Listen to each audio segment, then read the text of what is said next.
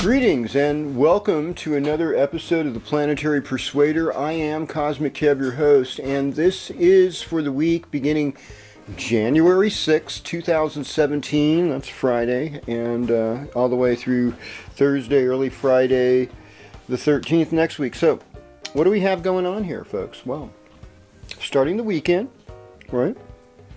We just had the moon going into Taurus. We'll say it's like an Ashvini moon, you know, that healing Vedic Aries, early Taurus moon. And the Taurus moon is going to dominate the weekend, and that's a very secure moon. You know, it's an exalted moon in Western astrology. And since the moon will be loosely trining the sun this weekend in Capricorn, I think it's going to be good. I think we're going to feel good and good things. Now, what else happens? Mercury goes direct. What did you say? Mercury goes direct. Say it again. Mercury goes direct! Yay! Okay, all right, I said it. Okay, Mercury goes direct. January 8th, and it's going to be a good thing. You know, it's going to be a good thing. Now, Mercury last week had retrograded back into Sagittarius, which in some ways isn't that bad because Sagittarius is sort of a sign that speaks its mind. Now this week, as Mercury goes direct, it's going to go back into Capricorn on the 12th. And speaking of the 12th, yes, we have a full moon, folks. We have a full moon on the 12th in Cancer in Western astrology and in Vedic astrology in Gemini in the nakshatra of Punavarsu. So Punavarsu is Jupiter ruled. This full moon happens on a Thursday, which is a Jupiter ruled day. I'm feeling very good about it. There's a number of reasons. The other thing that happens this day is that we also get Neptune and Venus can join each other on the 12th. Ooh. And so that brings that spiritual, higher ethic of love. It's total tantra, you know. It's where the eros meets the agape, yeah, and it's really going to help with creative vision seeking too. I see this just as a marvelous omen, and we've been through so much stress. The other thing I want to say with this too, yes, is that on the 11th, Saturn actually progresses into Vedic Sagittarius. And so a lot of this heaviness with Saturn going through Scorpio and the nakshatra of Jyeshta in Vedic astrology, we're talking sidereal astrology here, I go back and forth. But these things have reason, and if we want to follow the planets as they are in the sky like a natural person, the Vedic astrology sidereal really comes into play, and it's powerful. Because those rishis, those signs of the zodiac are like entities, and they're giving you a message. It's a little different than seasonal-based astrology, which is what the Westerners like to do. You know, it's still good. I know that there's like 20 times more of you into that Western astrology stuff, at least, you know, in Europe and the first world, you know, former crown nations. I can understand what I'm saying. But, you know, 1.3 billion people in India can't be all wrong. So, one of the other things to talk about here too is that with this Saturn movement now in Vedic Sagittarius, you know, in the last degrees of Sagittarius in Western astrology, in the nakshatra Mula, center of the Milky Way galaxy, folks, it's like we're going to be getting some universal truths. We're going to have some revealings, and we're going to have some inspiration. You know what else we're going to do? We're going to unite together in love and in any way possible, and we're going to create something so much more powerful than the scary monsters out there. They're going to be running to join us. So that's the next chapter. Boom, sign by sign, we're going to show you how you do it. This week's version of the Planetary Persuader. With me, Cosmic Kev, your host. Whee! Hey! Greetings, Aries. Welcome to your horoscope. So yeah, it's hard not to be direct.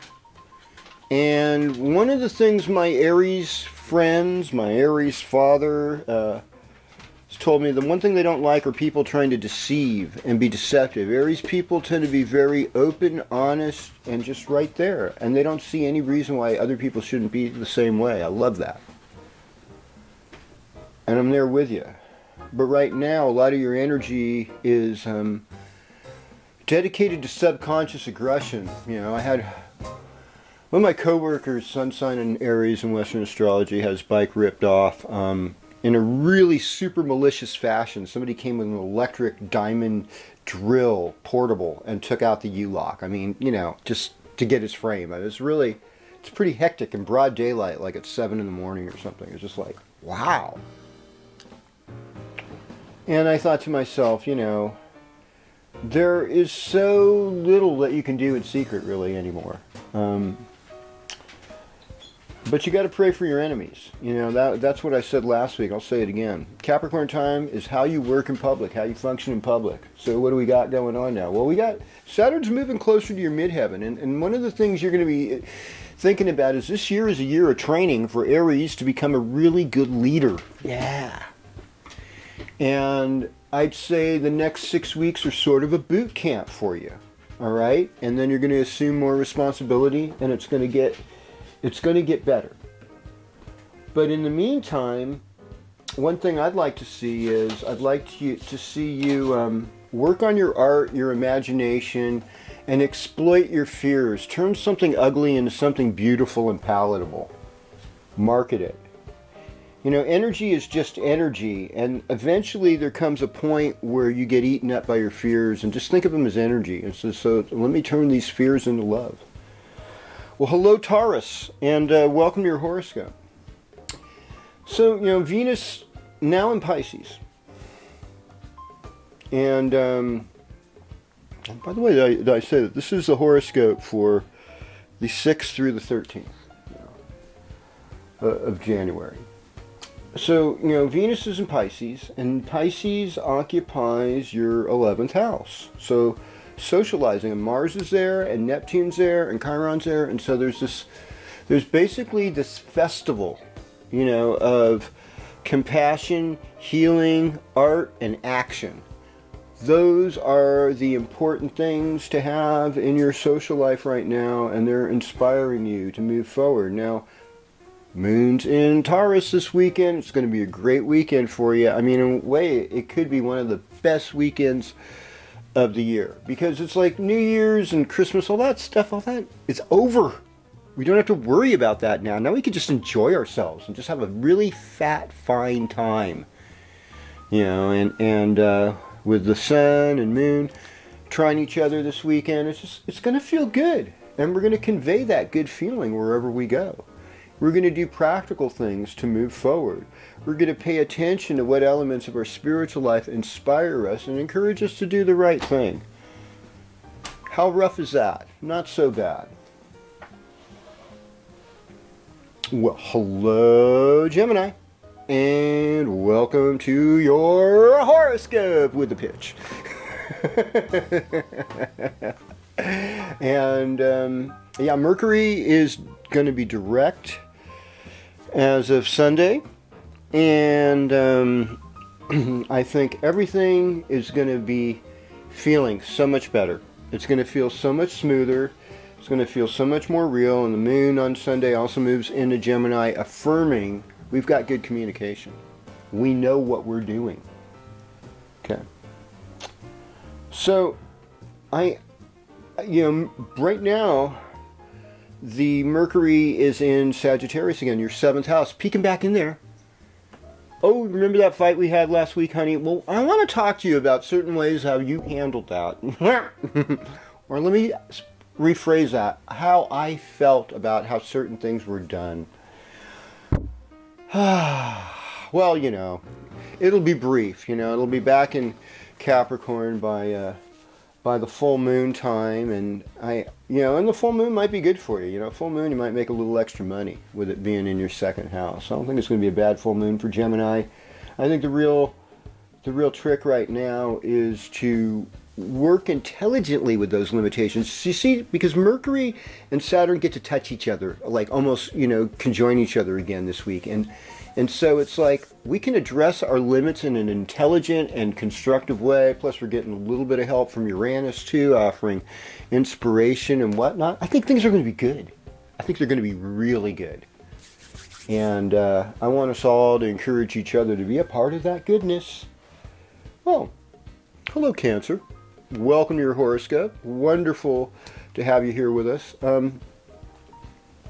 So what are the highlights of your week? Well, one of the highlights is that the moon is going to be in Cancer Tuesday night through at least early on the Thursday morning when the moon is actually full. And it's going to be full in Cancer. And like I said, in Western astrology, or in Gemini, in the nakshatra of Punarvasu. And there's just good feelings in general I have about this. I think you're going to be able to learn how to take your higher love. If you're studying anything in school, it's going to flow. Your imagination's going to be good. Your comprehension's going to be great. You're going to understand the material. You're going to move forward. One of the things I think about Mercury going retrograde back in your 6th house this week is you might have had a little bump in the road with your health, But it's just a little bump, and you're going to take care of it. You're going to identify what works for you and what doesn't, and you're going to go with what works. And then we feel better, and that's, functional. I don't know why we hurt ourselves, but we're just crazy as human beings. That's what we get sentenced to this planet. Did you get sentenced here too? I did. Yeah, I know. It's because we're crazy. That's right. Oh, those who aren't, and they're on the crazy planet, and they don't know they're crazy? Oh, they are. But they're really in for it because they don't know what the problem is yet. Yeah, you understand. Okay, I figured you did. All right, so hello, Leo. Welcome to your horoscope. I had to go. It's quite a forecast. You get a full moon in a week in there, and there's so much more to talk about. And Saturn moving into Vedic Sagittarius. So many things. Just one thing I would say though is you should, with that, most of you should make plans to have better health, take better care of yourself. I mean, Capricorn time is your 6th house. And it can be uncles and aunts and small pets and little details and service work. And I mean, we could run ourselves wild trying to analyze and organize everything all the time. Let's just take simple steps. You got a big task in front of you. It seems overwhelming. Turn it into, 24 little micro projects. Okay? So once you get every one of those micro projects done, then you can go to the next set of micro projects.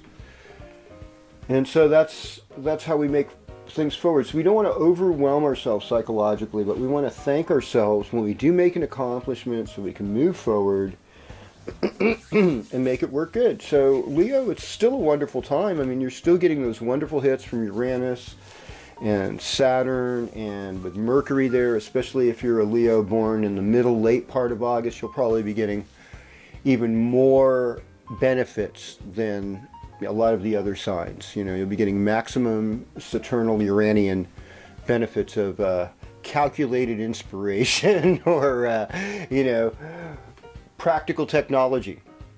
So those are some of the good things. Or, mature socialization that inspires and enlightens. This weekend, love what you do what you love. I mean, you'll be in the public eye a little bit more, and so it's a good time for performance art if you're one of those performing Leos. And then the full moon. Well, full moon's about your karma. And I hear you. I don't want to be there to see it either. Yeah, I got mine. Oh boy, we all got it. But what I was thinking is that we can make you have better karma. And one of the ways is keep a dream journal. Pay attention to what your fears are. Be real about it. Move forward with it so you can and will do better. Okay. All right then. So, greetings Virgo. Welcome to your horoscope. What are we seeing here? Well, we're starting out with a wonderful weekend. We got Sun in Capricorn, Moon in Taurus. This is going to be good for you. There's just no doubt about it. It's going to be good for you. Good things are going to happen. I see you making a little extra money this week. Maybe even just on the weekend. There's a certain kind of wealth. There's a certain kind of blessing coming to you. You may not understand exactly what it is or where it's coming from, but it's there. And it's something that's going to work for you. And one thing I see is a healing in your love life. You might have had a lot of stress in your love life lately. There's a good positive healing coming by. There's Venus and Mars, and then there's Neptune and Chiron there. And so sometimes we just have to celebrate what's good and dwell in that rather than be overwhelmed and pay so much attention to what's bad.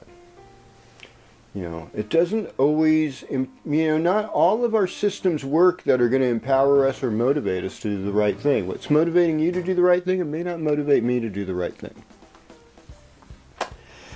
But this is a happy time, Virgo. Get in your happy space because there's a lot of love in your heart. Sun in 5th house. Mercury will be back there again Thursday. And I just think you become real. You become totally legit this week. Legit Virgo. I like it. Well, how about legit Libra? Okay, greetings Libra. Welcome to your horoscope. We want you. We welcome you. Of course, you've got the benefit of Jupiter in your 1st house still most of this year. That's going to rock for you. So you don't have to worry about that. Capricorn time is about the home life, the family. I think about, your parents. I think a lot of you, especially if you're a millennial or even like a later Gen X, there's a good chance your parents got divorced, There's a good chance you were in a single-headed household. More likely, headed by a woman. If you're a millennial, though, a lot of times, especially nowadays, even more so, you might have had father, raising you because things are changing in the world right now. And so, honoring them for whatever good they've done, that's part of your trip. The other thing is taking care of your health and projects that involve charitable causes, uplifting others, uplifting your workplace, your community, being a better cooperator, a better negotiator at work, and people who are annoyed at you for whatever reason. A lot of times people are just annoyed at people that have no opinions. I have no opinions, and so people are often mad at Libra because they're so busy trying to be nice, you never know where they stand. It's like, can I trust this person? Nah, I can't. I'm going to hate him. It works that way. Scorpios understand that. Greetings, Scorpio. Welcome to your horoscope. So here's the deal with you. All right. So we've got this whole plethora of planets floating around in your 5th house right now because of all these Pisces planets floating. I love it. And it's saying, be the creatress, be the creator, be the magician. Start doing your work. And think of these really creative Scorpio archetypes, whether we're talking about the actress Veronica Lake or Claude Monet or a gal who did all the flower sexy pictures, Georgia O'Keeffe, or the kind of deep, passionate music of like Neil Young or Joni Mitchell. These these brooding Scorpios. But here's this magic of generosity and surrender, and it's like creativity is an elixir for you, Scorpio. You love to create, you love to procreate, probably more than any other sign. But and that's all possible. And if you were a Scorpio with fertility problems, I would say that this week, especially with this full moon, I think all of that can change very quickly. Everybody do it on Thursday. And if you're old and you've had kids, you're still a couple, keep doing it. It's important to keep doing it. I'm going to say that to you, yes. Keep on doing it. Especially if you're a Scorpio. Greetings, Sagittarius. Welcome to your horoscope. Okay. So I mean, you're getting into some deeper wisdom now in your life, and this is a time where you really focus on your values. You're trying to put on a new face. You got good friends. Jupiter in the 11th. That's still happening. All these Pisces planets, though, are squaring your sun. So there's a lot of turmoil, but a lot of blessing among family and family life and among tribe and among your household. So, you know, if the basement flooded, oh my gosh, you know, I mean, that's a very mundane translation, especially of like having Neptune transiting your fourth house, you know. But what I'm thinking is, you know, have an altar in your house, you know, have some kind of spiritual place or something that means something. And that can be just like a table with some plants and a beautiful picture of nature. It doesn't have to be, you know, idols or anything really weird. Make it designed to something that means something for you. And right now it's a time for visualization work. It's also a good time to pay debts and build a firmer foundation for yourself. I think that's what's up. Yeah. And the full moon, well, it could be pretty transformational. I might, you know, keep it limited to a small circle of friends. All right. Greetings, Capricorn, and welcome to your horoscope. So, happy birthday, by the way. If you're having a birthday this week, your Capricorn wants you to feel welcome, feel positive vibe. You know, Saturn in the 12th house still. And this is the last year where that's going to really be a dominating factor. I mean, next year, 2018, it's mostly going to be in Capricorn, you know, and so things are really going to shift a lot. And that's what I've been telling people. I say, if you guys can just hang in there these next year and a couple months, once we get in a year of the dog, 2018, trust me, man, we're going to get Babylon back on the run again. We're going to turn the mother around. Yeah, well, we have to. And, you know, if it can't be done politically, socially, spiritually, whatever way, physically, ecologically, environmentally, all those ways, you know. And you know, Capricorn, we need the earth, you know, we need that power. It's a great weekend for you. You know, we got this moon in Taurus, very earthy, super nice, you know. You got to enjoy yourself this week. And then, full moon, you know, Wednesday night, Thursday morning in Punavarsu. Powerful, you know, powerful time for romance, making things right in your relationship, addressing limitations, but not being overwhelmed by them. You know, that's, like I said, you know, let's make the biggest tasks, let's just turn them into micro tasks, the first step forward. And speaking of forward, greetings, Aquarius, and welcome to your horoscope. So, you know, Saturn in the 11th house, it brings older people that have a lot of experience and wisdom, know how to plan things. They put it in your direction, and good things happen out of that. All right. So we've got, this could be a week where you do some manifestation with Venus, Neptune, Mars, Chiron, all, you know, even South Node of the Moon, all in the second house. So it's like, you know what to do. You know how, sometimes when you're out of money, out of resources, you know where to go and you'll find it. You have to trust your gut instinct. Now, you can't on everything. It's good to you know, there's slow thinking and fast thinking. Don't always rely on the fast thinking. And don't always trust the slow thinking either. You know, we have to have a balance of perceptions and perspectives on how we do things.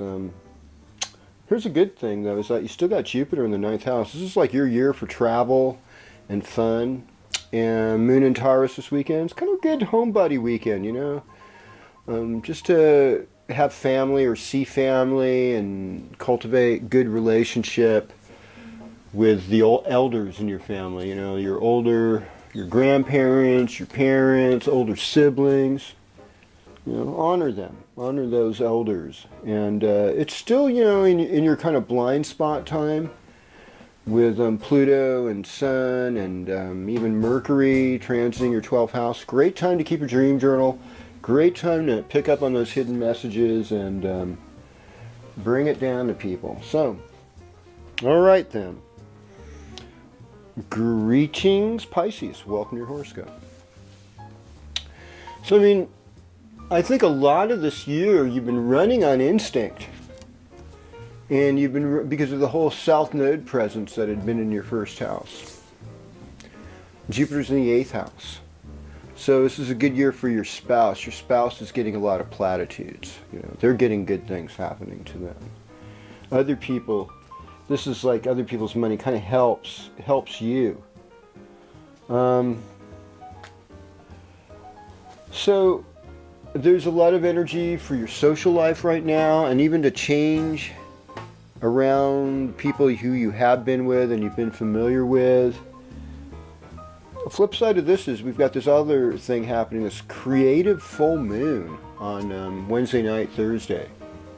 It's just going to blast your socks off. It's going to fill your heart with a lot of love, a lot of openness, and a lot of ability to nurture others. There's a nurturing quality to this, and you are strong. You know, you're ready to take action, but you're doing it with both compassion and empathy and an intention to create healing, and just, even if it hurts. So I love you for that, and I appreciate your leadership that you're showing with the Saturn and recently Mercury going, you know, in having, you know, been in your midheaven too, passing there again. So I see some incredible stuff happening, and you've got friends that are powerful that want to see you do well. I want to see you do well too. So shall we do this again next week when we focus our energy on the next episode of the Planetary Persuader with yours truly, Cosmic Kev. Yay!